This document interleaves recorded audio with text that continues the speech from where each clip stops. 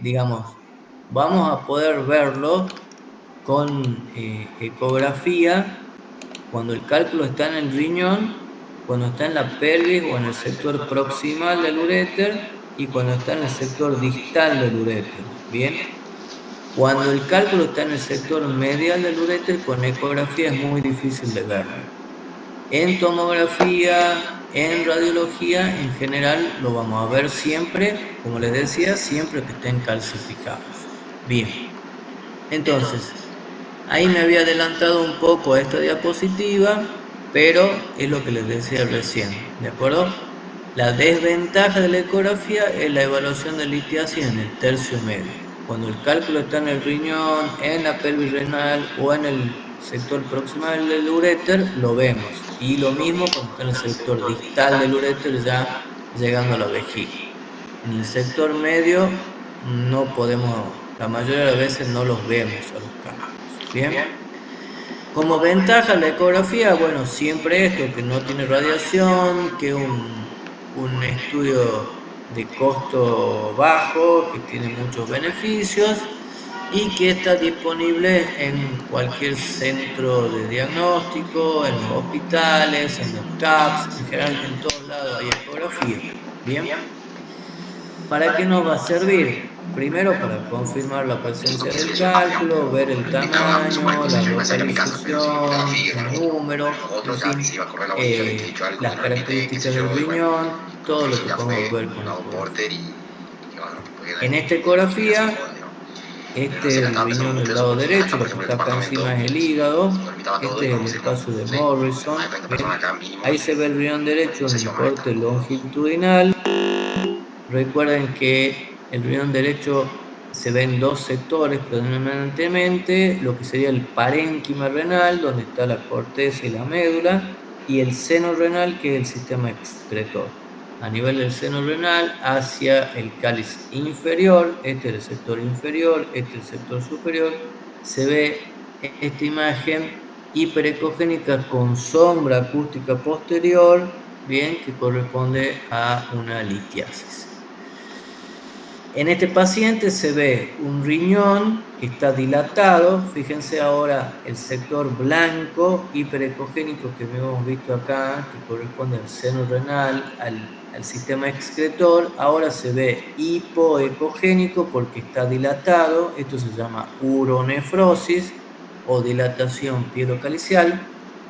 Esta es la pelvis renal y acá en la unión entre la pelvis renal y el uréter se ve esta litiasis que también tiene algo de sombra acústica posterior.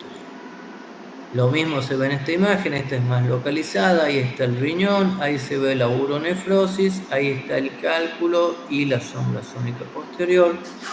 Y en este caso, esto anecogénico que se ve ahí corresponde a la vejiga, este es el uréter que está dilatado y la litiasis está ubicada a nivel del sector distal del uréter próximo a su desembocadura en la vejiga. ¿Okay? Ahí se ve el cálculo marcado con una flecha amarilla, lo mismo que acá, con la sombra acústica posterior. ¿De acuerdo? Acá pueden ver cálculos en la vejiga. Bien, estos cálculos así tan grandes habitualmente se forman directamente en la vejiga. Estos cálculos no pueden llegar del riñón hasta la vejiga, ¿de acuerdo? A veces los cálculos se forman directamente en la vejiga. Bien.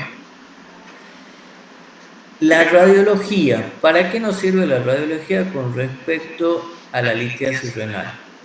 Nos sirve, como decíamos, porque si están calcificados los vamos a ver. Lo vamos a ver en la topografía de los riñones, lo vamos a ver en la topografía de los uréteres o lo vamos a ver en la cavidad pelviana. Siempre hay que hacer diagnóstico diferencial, pero en la cavidad pelviana puede haber calcificaciones que no necesariamente correspondan a cálculos en los uréteres o en la vejiga. Por ejemplo, con mucha frecuencia hay calcificaciones vasculares que se llaman flebolitos. A veces hay calcificaciones de origen ginecológico, en el caso de las mujeres, tumores de ovario pueden tener calcio, los miomas pueden calcificar, bien. Puede haber otras calcificaciones en los hombres, los conductos deferentes calcifican con alguna frecuencia, puede haber calcificaciones en la próstata. Bien, acá dice que la utilidad es limitada. ¿Por qué dice esto? Porque el aire intestinal molesta. Por lo mismo que acabo de decir recién, por las calcificaciones que no son de origen renal. La obesidad también dificulta obtener una buena imagen. Cuando son de muy pequeño tamaño, lo más probable es que no las veamos. Y en general, la sensibilidad del 60%. O sea que hay un porcentaje importante que no logramos verlo a pesar de que tengan causa. Bien. ¿Qué es importante que tengan en cuenta? Cuando ustedes quieran estudiar un paciente por sospecha de litiasis renal y deciden pedirle una radiografía o le piden la radiografía porque es lo único que tienen al alcance, suponiendo, no sé, que estén en el hospital El Tafí del Valle, no haya ecografista, pero sí haya un aparato de rayos, y sospechan que el paciente tiene un cólico renal, que puede tener un cálculo, podrían pedirle una directa de abdomen. Bárbaro. Esta radiografía que estamos viendo acá es una radiografía directa de abdomen, como ustedes ya la conocen. Incluso ahí pueden ver la sombra de los psoas, ahí obviamente que hay gas intestinal que está superpuesto. Este aire es el aire del estómago. Bien. Y ahí está marcada con esta flechita esta imagen calcificada que se ve ahí, que corresponde probablemente a una litiasis en el trayecto del uréter del lado izquierdo en el sector distal. Lo que tienen que tener en cuenta es que la radiografía debe hacerse con el paciente acostado boca arriba, ¿de acuerdo? No tiene el más mínimo sentido pedir una radiografía con el paciente de pie, es más, la sensibilidad disminuye aún más todavía, ¿de acuerdo? Y no va a cambiar la posición del cálculo si el paciente se pone boca arriba o boca abajo, y tampoco tendría mucho sentido ver si realmente pasará eso. Bien, ya vamos a ver en qué casos sí puede ser importante realizar la radiografía con el paciente de pie y acostado. Bien, entonces acá tenemos, para que ustedes vean, varias imágenes de radiografías directas de abdomen, como pueden apreciar acá. La radiografía directa de abdomen consideramos que va desde la pelvis renal hasta lo más alto que se pueda. No siempre podemos ver la cúpula de los diafragmas, sería lo ideal, pero a veces no logramos que entre todo el tamaño del abdomen del paciente en la radiografía. ¿Okay? ¿Qué puede verse en esta radiografía? Pequeñas imágenes radiopacas que pueden corresponder a litiasis en topografía del riñón del lado derecho, múltiples calcificaciones en topografía de ambos riñones. Estos cálculos son mucho más grandes que los de este lado, son varios, bien, incluso acá puede verse otra calcificación, podrían corresponder a múltiples cálculos en ambos riñones. Esta es otra radiografía directa de abdomen. ¿Qué es lo que llama la atención acá? Un enorme cálculo en topografía del riñón del lado izquierdo. Este tipo de cálculo se llama cálculo coraliforme. ¿Ven? Tiene forma de coral. ¿De acuerdo? El cálculo está en el interior de los cálices, bien, de los cálices superiores, del medio, del inferior y de la pelvis renal. O sea, es como si fuera un molde de la pelvis y de los cálices renales. Se llama cálculo coraliforme. Y acá, como les decía, esto es una calcificación que está proyectada en la cavidad pelviana, que es una calcificación grande y que esto nos tiene que hacer llamar la atención y pensar que podrían ser cálculos en la vejiga, ¿bien? Pero que pueden tener otra etiología ginecológica, en fin, de diferentes características, como ya habíamos mencionado. El urograma excretor, no sé si ustedes se acuerdan del urograma excretor que vieron en tercer año, pero es un un estudio radiológico que sirve para estudiar los riñones, uréteres y la vejiga. ¿De acuerdo? ¿En qué consiste? En inyectar una sustancia de contraste por vía endovenosa, que es el yodo. El yodo se concentra y se elimina a través de los riñones, es decir, se excreta, ¿de acuerdo? Entonces vamos a ver cómo los riñones aumentan de densidad por la concentración del contraste, del yodo, y luego cómo comienzan a pintarse los cálices renales, la pelvis, los uréteres y la vejiga, ¿de acuerdo? Entonces, valoramos las siluetas renales, los grupos caliciales, los uréteres, ¿bien? Y la vejiga. Recordar que los uréteres en general no los vemos en todo su trayecto, como dice ahí, porque tienen movimiento peristáltico. Entonces puede haber sectores que no se ven justamente por esos movimientos peristálticos. Bien, recuerden también que que ahí hay un dibujo más o menos de lo que sería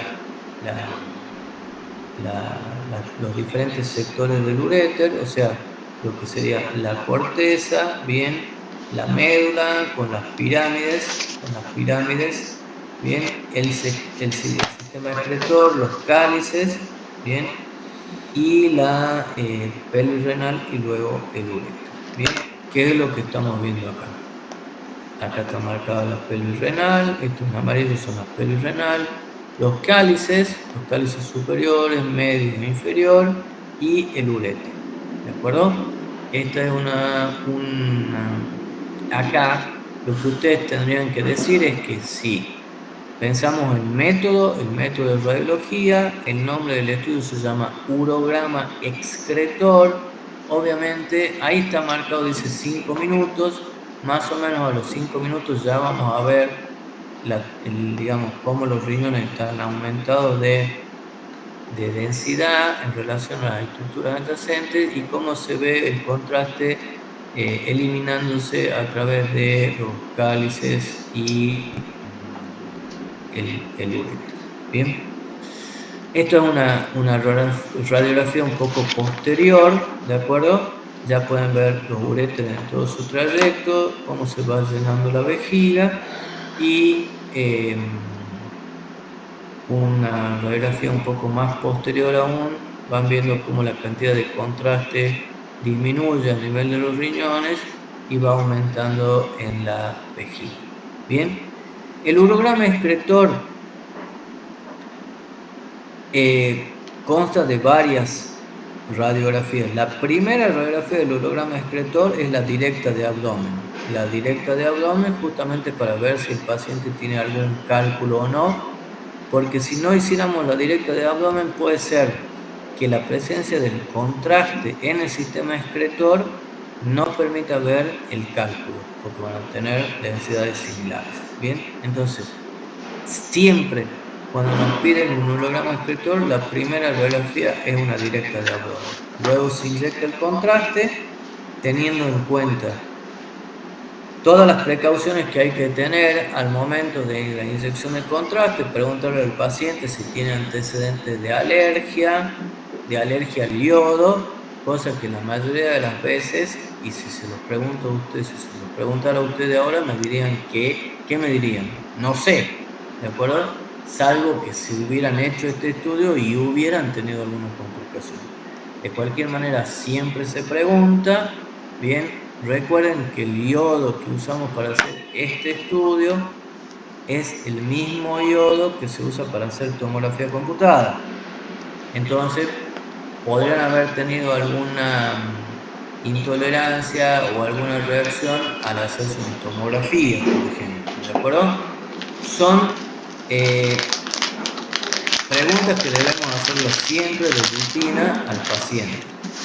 Y podríamos preguntarle también si tiene otros antecedentes de alergia, como por ejemplo, si, digamos, hay pacientes que tienen rinitis, que cuando cambia el tiempo estornudan con mucha frecuencia, que si los pica un bicho hacen unas reacciones alérgicas muy importantes. sea, probablemente ese paciente tiene un trasfondo alérgico o si son asmáticos, ¿bien? Son elementos que hay que tener en cuenta al momento de hacer la inyección. No necesariamente impiden la realización del estudio, pero teniendo cuidado y criterio, a veces es preferible recurrir a otro método. Bien, lo que faltaba mencionar acá y es que en el urograma excretor habitualmente la última radiografía, que es a los 30 minutos, porque digamos, vuelvo un poquito para acá, atrás, pero decía que el urograma excretor comienza con la directa de abdomen, luego le inyecto el medio de contraste, espero unos 5 minutos, hacemos la primera radiografía que vamos a obtener una imagen más o menos de estas características. Luego sigo a los 15 minutos, más o menos tengo esta radiografía. Y luego a los 30 minutos, en general, ese es un urograma excretor estándar, por decir de alguna manera. Bien. A veces es necesario hacer otras radiografías o incluso retardar un poco las radiografías si vemos que el paciente no está excretando adecuadamente el contraste o, digamos, se retrasa la excreción del contraste.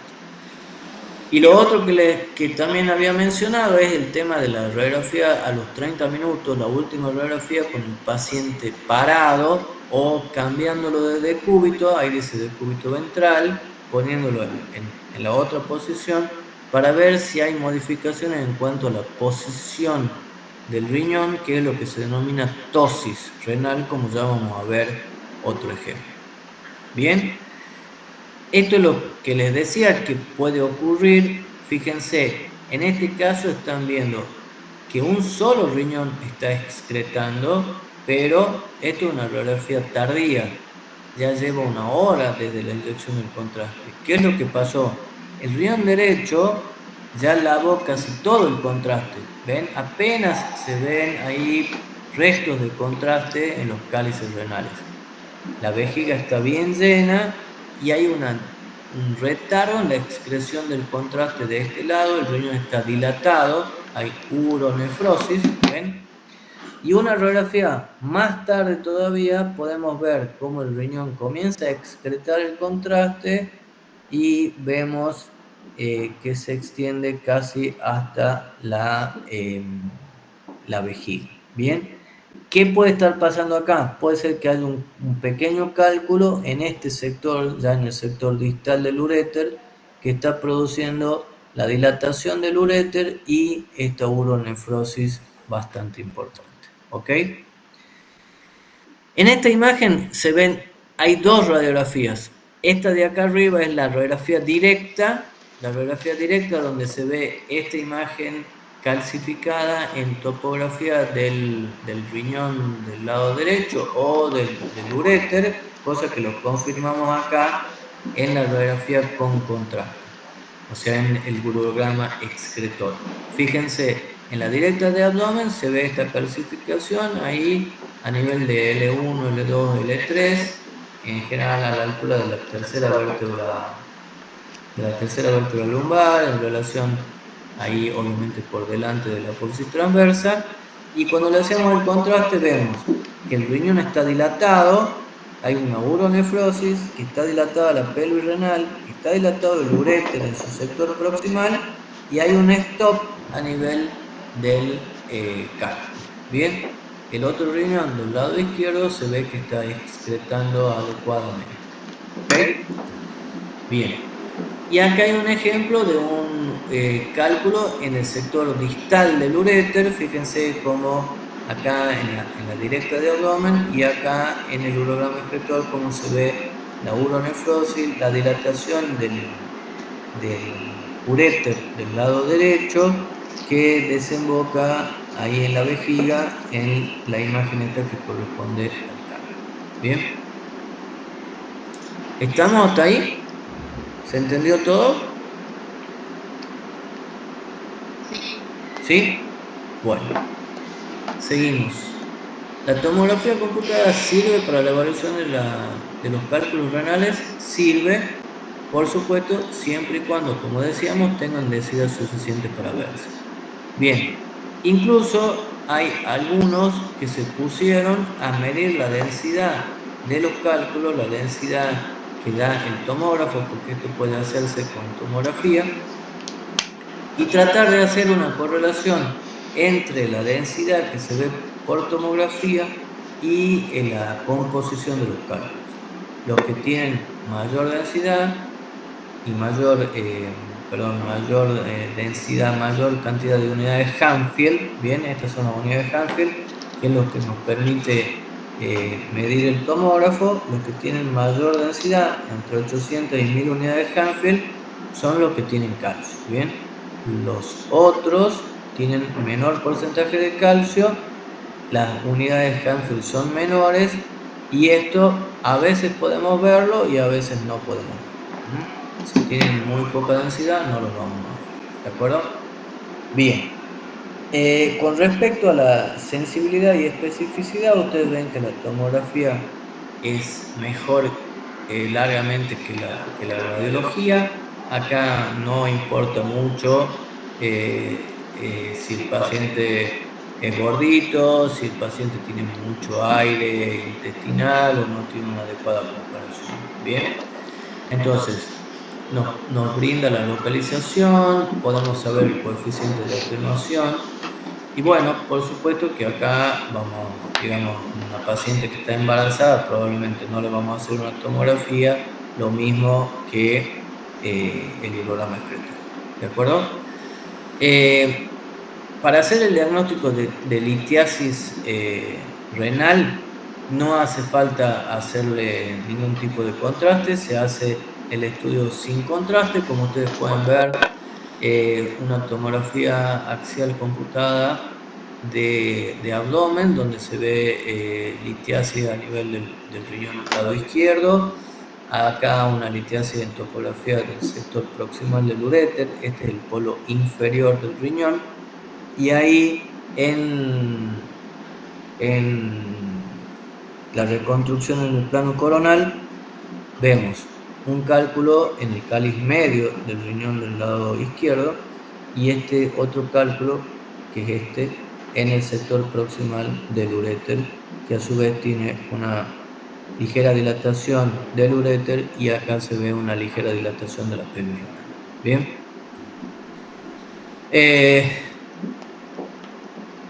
¿Qué más podemos ver? La presencia de dilatación pielocalicial a nivel renal y un cálculo en el sector medio del uréter. Acá está la misma imagen esta en el plano coronal. En este caso, el riñón del lado izquierdo, que presenta moderada dilatación pielocalicial, y un cálculo en el sector proximal del uréter, con cierta alteración del tejido graso perirrenal. Bien. Una imagen en el plano sagital de una tomografía computada, este es el músculo psoas, ahí se ve algo de la columna, y ahí se ve un uréter dilatado que tiene en su extremo distal otra litiasis, bien, grandecita, que está produciendo la obstrucción y la uronefrosis a nivel renal. Muy bien. De nuevo lo mismo, dilatación pielocalicial del lado derecho, ahí se ve la dilatación pielocalicial, y acá una pequeña imagen litiásica en el sector distal del uréter izquierdo, en la desembocadura en la vejiga. Bien. La resonancia magnética sirve para el estudio de los riñones, sirve, no es el método de elección.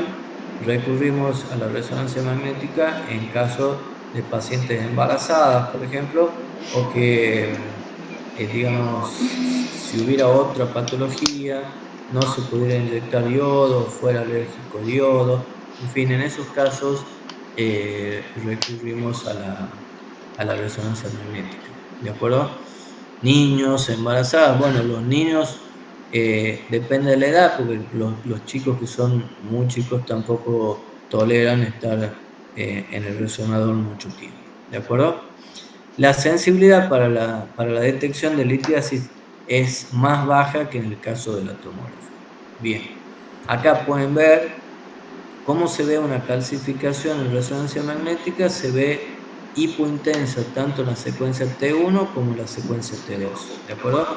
Se ve hipointenso en las dos secuencias, tanto en el T1 como en el T2. En este caso se ve una marcada uronefrosis en el riñón del lado derecho. Ahí se ve la dilatación pilocalicial. Ahí se ve litiasis, otra litiasis. Ahí se ve el sector proximal del uréter, que también está dilatado, y una imagen en el interior del uréter, también otro cálculo. Bien. En este caso, una pelvis femenina. Esto que se ve acá es el útero, y ahí se ve en el sector distal del uréter del lado izquierdo litiasis en el interior. Bien, lo que está marcado ahí con la flecha corresponde a este cálculo que está en el interior del uréter. Ok. Bueno, también podemos recurrir a este tipo de imágenes. En realidad estas imágenes se parecen a las imágenes de colangioresonancia, ¿de acuerdo? Esto se llama uroresonancia. Para esto no hace falta inyectar contraste en este caso. Vamos a ver dilatación pielocalicial, dilatación de los cálices, de la pelvis renal, como les decía, y acá un defecto de relleno. Esto puede verse la presencia de litiasis en ese sector. Ahí se ve la vejiga y la del lado derecho, que está normal. ¿Okay? Otras imágenes de uroresonancia, bien, con defecto con uronefrosis, defecto de relleno en el interior de los cálices, en el interior del uréter a distintos niveles, como se ve acá también, por la presencia de litiasis en los uréteres y a nivel renal. Bien, ahí terminamos litiasis. El capítulo de las infecciones también es bastante largo. Las pielonefritis vamos a verla con ecografías como áreas no bien definidas hiperecogénicas, bien, que en general tienen esta forma, como una forma triangular o en forma de cuña, bien, como puede verse ahí o puede verse acá. Esto, en el contexto clínico del paciente, hay que pensar que puede tratarse de una pielonefritis. ¿Cómo se ven las pielonefritis con tomografía? Bueno, acá sí puede ser importante inyectar contraste para ver cómo se comportan algunas estructuras y tratar de definir mejor en el caso de sospecha de abscesos o de otro tipo de alteraciones vinculadas a los procesos infecciosos. Bien, en este caso podemos ver en una tomografía computada. Esta no tiene contraste endovenoso. Ahí se ve el riñón del lado izquierdo, el riñón del lado derecho. El riñón derecho está normal. Acá hay cierta alteración del tejido graso perirrenal. Algo también se ve en este sector. Esto lo definiríamos mejor con tomografía computada. Esta es una tomografía computada con contraste endovenoso. Fíjense estas áreas que se ven acá, que no se tiñen con el contraste, que no se refuerzan con el contraste, que están diferentes al resto del parénquima renal, corresponden probablemente a áreas de pielonefritis. Bien, lo mismo ocurre acá, sectores de pielonefritis en este riñón del lado izquierdo, del lado derecho, que está un poco más grande incluso que el lado izquierdo, que concentra y excreta adecuadamente la sustancia de contraste. Bien,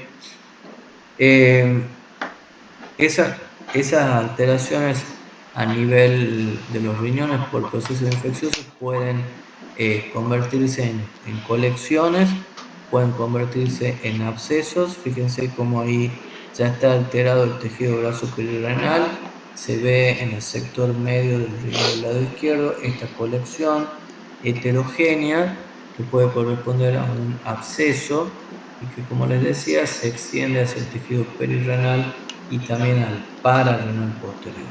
¿De acuerdo? Ahí vemos una tomografía computada con contraste endovenoso, reconstrucción en el plano coronal. Este es el caso de los pacientes que tienen pielonefritis crónica, que en general, ¿qué es lo que pasa? El riñón ya ha sufrido en reiteradas oportunidades, ahí parece tener un cálculo en el cáliz inferior, ven cómo está disminuido de tamaño, el espesor del parénquima está disminuido, el polo inferior del riñón izquierdo también está disminuido y hay cierta dilatación pilocalizal. Este riñón está un poco mejor en relación al del lado izquierdo, el tamaño es normal, el espesor del parénquima es normal. Bien. En una ecografía, los pacientes que tienen una marcada uronefrosis y a su vez tienen infección, podemos llegar a ver esto que se denomina pionefrosis, o sea, a la uronefrosis se agrega en el interior de la dilatación pilocalcial la presencia de sectores que tienen mayor ecogenicidad. Bien, esto es producto de la precipitación del contenido que hay en el interior del sistema pilocalcial. Es sedimento, de acuerdo, que precipita, y este material ecogénico que se ve acá está vinculado a procesos de tipo infeccioso, ¿de acuerdo? Entonces se ve material ecogénico, hiperecogénico, con este nivel como líquido, lo de arriba sería la orina normal, entre comillas, y la precipitación de los, de los diferentes componentes y que dan esta imagen. ¿Okay?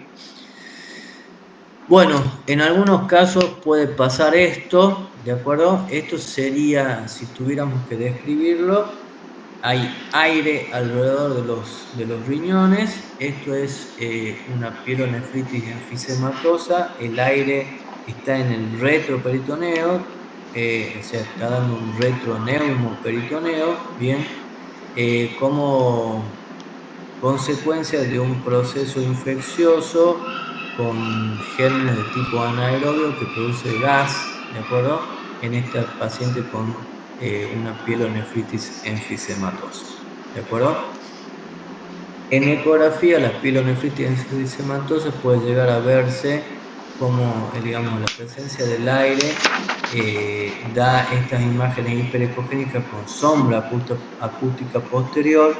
Se parece a la aerobilia que puede verse en ecografía en el hígado, ¿bien? En pacientes que tienen una fístula bilodigestiva por diferentes motivos, ya sea quirúrgica, ya sea espontánea, en fin, el aire dentro de la vía biliar da imágenes similares a la pielonefritis enfisematosa. Ahí tienen una pielonefritis enfisematosa vista con tomografía computada, un riñón derecho de bordes irregulares, disminuido de tamaño, con un sector acá a nivel medio que tiene una importante disminución del espesor del parénquima. El riñón del lado izquierdo está normal. Bien, y todo esto negro que se ve rodeando al riñón es aire, gas, ¿de acuerdo? Pielonefritis enfisematosa. Bueno, eso es lo que también mencionábamos, la presencia de estos niveles líquidos, hidroaéreos. Ahí se ve importantes litiasis en el sistema, en los uréteres, a nivel de los cálices renales y una marcada uronefrosis. Bien, pielonefritis enfisematosa, aire a nivel ureteral bilateral en un paciente que tiene litiasis renal. Bien, y esta es la imagen de la vejiga en este caso una vejiga que tiene un nivel hidroaéreo, ahí está el aire, el contenido de la vejiga, la orina, y las paredes y alrededor de la vejiga hay aire. Bien, cistitis enfisematosa. Bien. Esta imagen que estamos viendo acá es la imagen de una pielonefritis xantogranulomatosa. La pielonefritis xantogranulomatosa tiene en general la característica de que se da en pacientes que tienen litiasis coraliforme. Esto que están viendo acá es una litiasis coraliforme. El riñón está desestructurado, está disminuido de tamaño. El espesor del parénquima es escaso, bien, y se asocia a estas importantes colecciones a nivel perirrenal que se extienden hacia la pared, ¿de acuerdo? Esto es un proceso infeccioso bastante importante, conocido como pielonefritis xantogranulomatosa, asociado a, como les decía, la presencia de litiasis coraliforme. Del otro lado, el riñón tiene esta lesión hipodensa que no se refuerza con el contraste, que corresponde a un quiste renal. ¿Cómo se ven los quistes renales? Ya vamos a estudiar un poco más adelante, pero se ven con las mismas características de un quiste hepático, por ejemplo. Bien, de vuelta. Litiasis coraliforme, riñón aumentado de tamaño, heterogéneo, uronefrótico, con importantes colecciones perirenales que se extienden a la pared del riñón. Esto a la pared, pared abdominal. Esto es una pielonefritis xantogranulomatosa. Normalmente la orina no debería volver desde la vejiga hacia el sistema, hacia el uréter y hacia el sistema caliciar. Cuando eso ocurre, estamos frente a lo que se denomina el reflujo vésico-ureteral. ¿De acuerdo? Hay diferentes grados de reflujo. El grado 1 es el que solamente llega hasta el uréter. El grado 2 alcanza el sistema pielocalicial, pero no lo deforma ni lo dilata. El tercer y cuarto grado ya tienen dilatación pielocalicial mayor en el grado 4. Fíjense, los cálices renales habitualmente deberían tener esta forma, como si fuera un cáliz, ¿ven? Esta forma de copa, ¿de acuerdo? Bien, así bien cóncavo, ¿de acuerdo? Eso es lo habitual. Cuando hay uronefrosis, esa copa, esa forma de los cálices comienza a rectificarse hasta incluso después se hace convexa la forma de los cálices, ¿bien? E incluso en el grado 5 existe lo que se llama el reflujo intrarrenal, o sea, el bypasaje del contraste hacia el parénquima renal que está rodeando al sistema pielocalcial. Bien, ¿cómo se estudia el reflujo vesicureteral? Con un estudio que se llama cistouretrografía, ¿de acuerdo? La cistouretrografía consiste en introducir al paciente una sonda que nos permite llenar la vejiga. Llenamos la vejiga con contraste y esperamos a ver si hay reflujo. En este caso, un reflujo grado 1 o 2, bien, se ve la vejiga bien llena y se ve el reflujo de contraste hacia el uréter, ¿de acuerdo? Habitualmente se hacen radiografías en proyecciones oblicuas, donde podemos ver la vejiga con el contraste, ¿de acuerdo? También hay que tratar de evaluar la uretra en todo su trayecto. Esto puede hacerse de manera retrógrada, forma parte también del estudio. Obviamente la uretra que vamos a valorar sobre todo es la uretra masculina, que es más larga. La uretra femenina es difícil de valorarla salvo en el momento de la micción, como está pasando en este caso.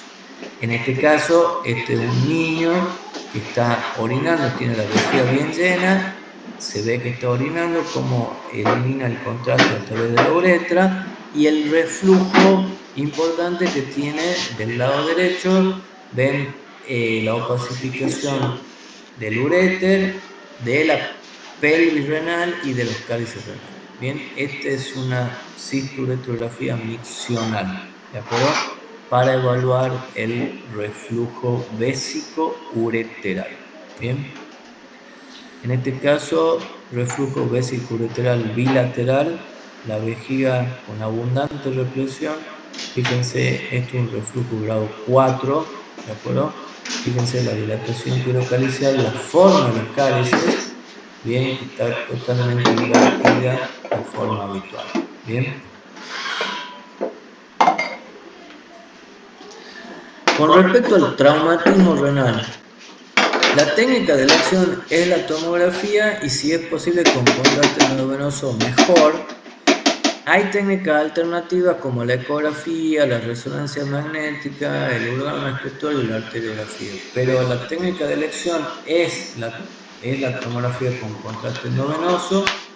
Acá lo ideal sería evaluarlo al paciente en estas técnicas que incluyen primero una fase sin contraste endovenoso, luego una fase nefrográfica al poco tiempo de la inyección del contraste y una fase excretora. Estos tres tiempos de alguna manera remedan al urograma excretor. La directa, sin contraste, la primera radiografía de los 5 minutos y una radiografía más tarde. ¿De acuerdo? Bien. Incluso a veces pueden hacerse nefrográficas en diferentes momentos. Por supuesto que un estudio así de esta característica significa que al paciente hay que irradiarlo considerablemente porque estamos haciendo 3 o 4 estudios, bien, en el mismo momento, uno detrás de otro. Bien. Los traumatismos pueden ir desde contusiones hasta laceraciones y rotura del parénquima renal. Vamos a ver algunas imágenes. Ayuda la administración de contraste endovenoso para ver si no hay alguna lesión en lo que sería la vía excretora. ¿De acuerdo? Ahí se ve un paciente que tiene una contusión, se ve un área de mayor densidad, probablemente debido al contenido hemático. Al hacerlo el contraste, bueno, al reforzarse el parénquima, continúa este sector con menor densidad ahora, porque este sector, digamos, es el que está afectado por la contusión. Pueden formarse hematomas subcapsulares por debajo de la cápsula renal. Fíjense este hematoma subcapsular que está desplazando el riñón hacia arriba, que tiene alta densidad, por lo cual suponemos que el contenido es hemático. Bien, cuando le hacemos contraste riñón, bueno, podemos apreciar ahí bien la diferencia entre el parénquima y el contenido líquido que lo rodea de un hematoma subcapsular. Bien, acá hay alguna laceración a nivel del parénquima, de la corteza renal. Esas laceraciones pueden ser más profundas y pueden involucrar al sistema excretor, como les decía, asociándose obviamente a colecciones perirrenales, bien, e incluso a la extravasación del contraste, como podemos ver a este nivel, bien, una laceración profunda acá, un hematoma que rodea al riñón y la extravasación del contraste en este caso, bien, por rotura del parénquima del sistema excretor. Bien. La ecografía sirve para el diagnóstico de los pacientes con traumatismo, sirve sobre todo para hacer los seguimientos, para ver las colecciones pericapsulares, cómo van disminuyendo con el tiempo, bien, o luego de sí, controlar, digamos, la evolución.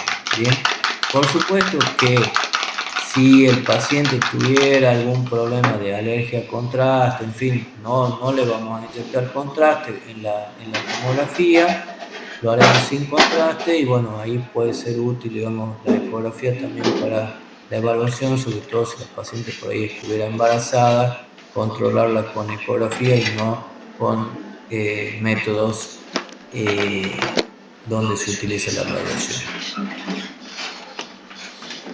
Las lesiones quísticas renales,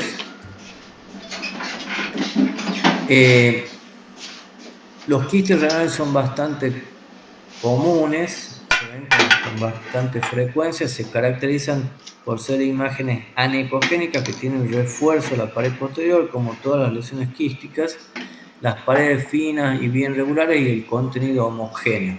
Así se ve un quiste en una ecografía, así se lo ve en una tomografía con contraste endovenoso. Fíjense cómo el resto del parénquima renal se refuerza y no la lesión quística.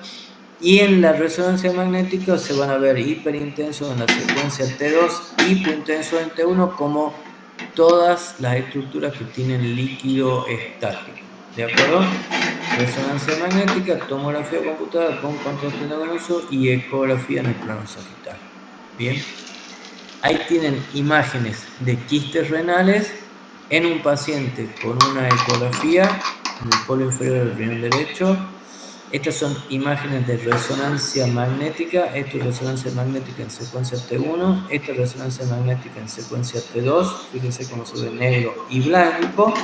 Y esta es una imagen quística en el riñón del lado izquierdo. Bien, esta lesión hipodensa de borde regular y bien definido no se tiñe con el contraste endovenoso, corresponde a una lesión quística. Bien, parecida a esta que se ve en la ecografía o a esta que se ve en la resonancia. Bien. Existe una clasificación que es la clasificación de Wozniak, porque no todos los quistes son así sencillos, de paredes regulares y de contenido homogéneo. Hay algunos quistes que comienzan a tener tabiques en su interior, como pueden verse acá en la ecografía o en la tomografía computada, y eso ya no es un quiste simple, común y corriente, ¿de acuerdo? Sino que pueden tener cierto grado de malignidad, ¿de acuerdo?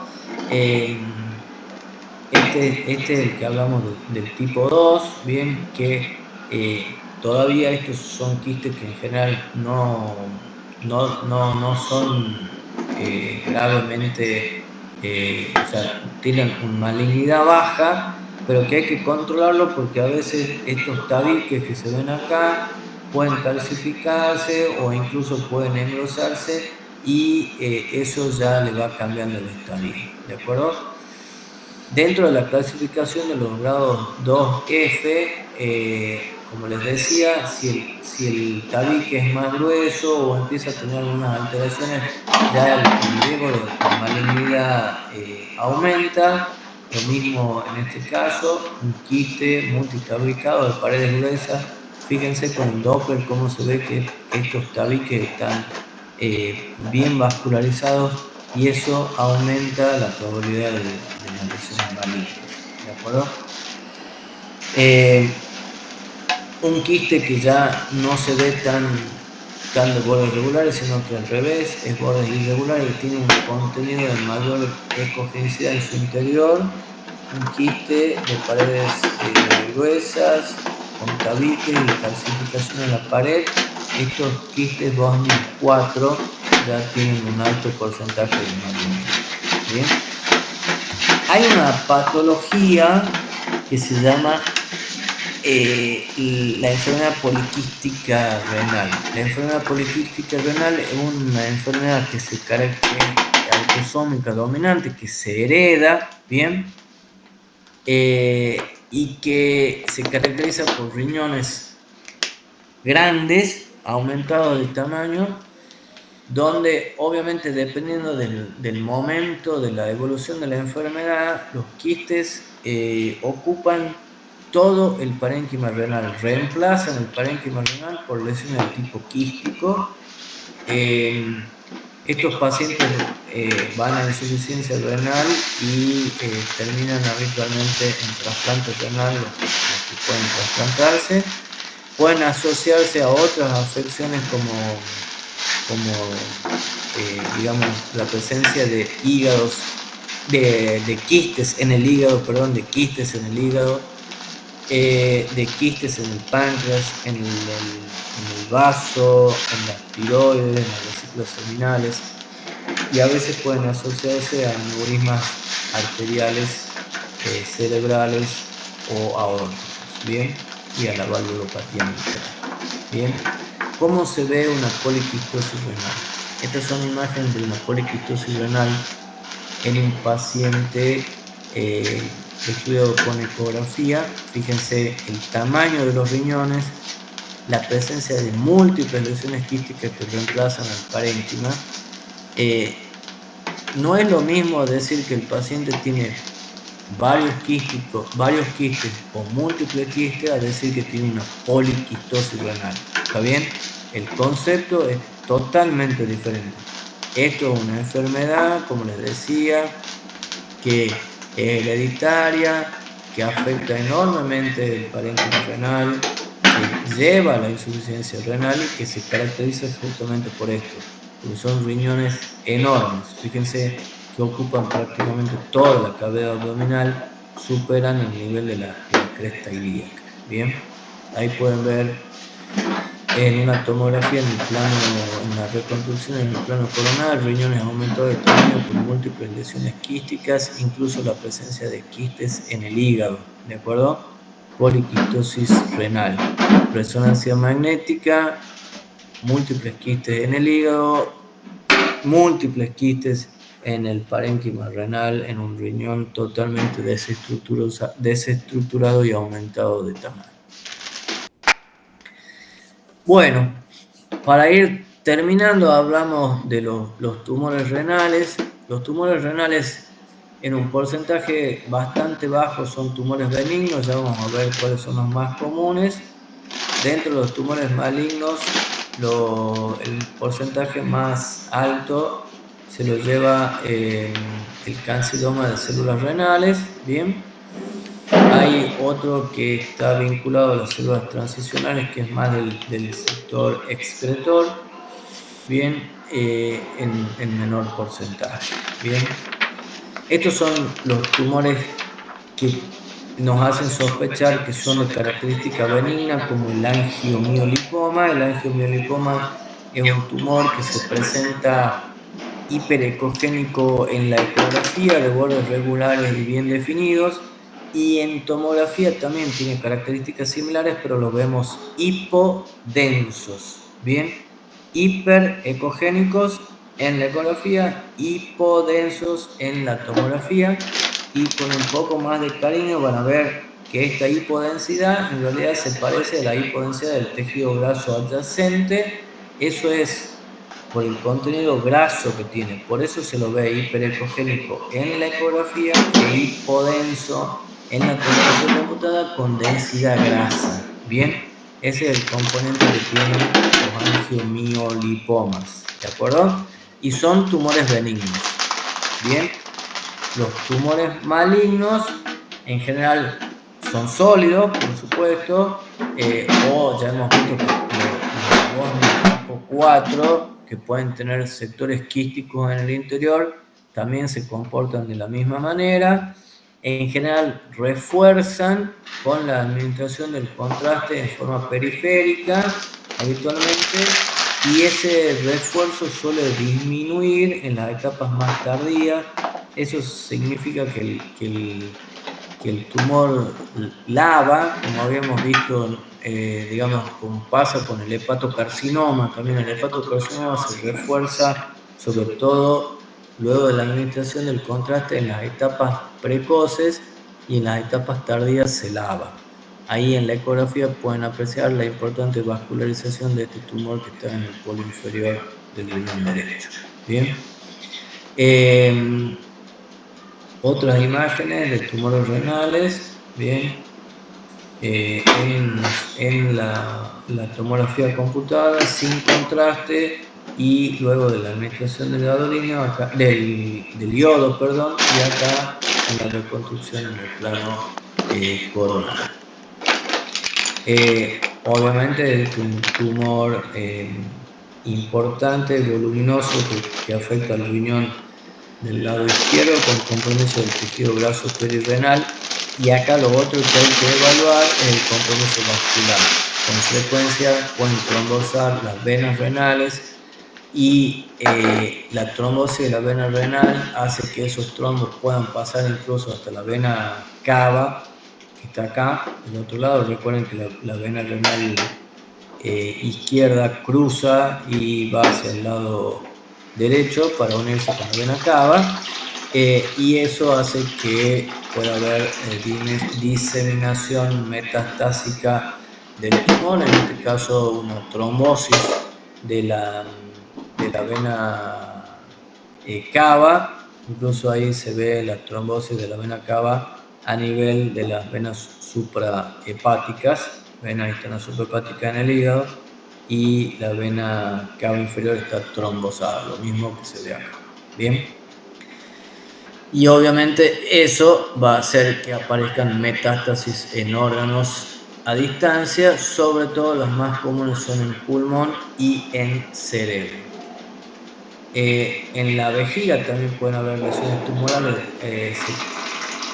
Lo más común es que tengan esta forma como de pólipos que hacen defecto de relleno en el interior de la vejiga, adheridas a la pared, o si no, cuando el proceso es más importante, el compromiso de toda la pared. Fíjense en este caso, en el urograma excretor, cómo se ve la vejiga con un importante sector de defecto de relleno, lo mismo acá. Y en la tomografía computada, este marcado engrosamiento de la pared por presencia de un tumor en la vejiga. ¿Ok? Bien, esa es la última imagen. No sé si tienen alguna pregunta para hacerme.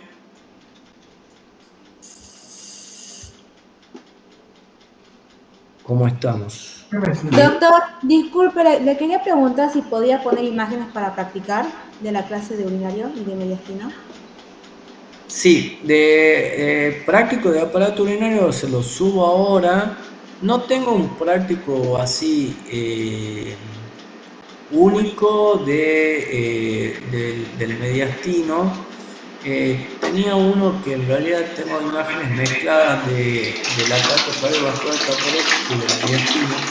Ya voy a ver si puedo hacerles un práctico que tenga algo de mediastino patológico, se los agrego. Acá tengo el práctico de urinario patológico, ya lo subo ahora al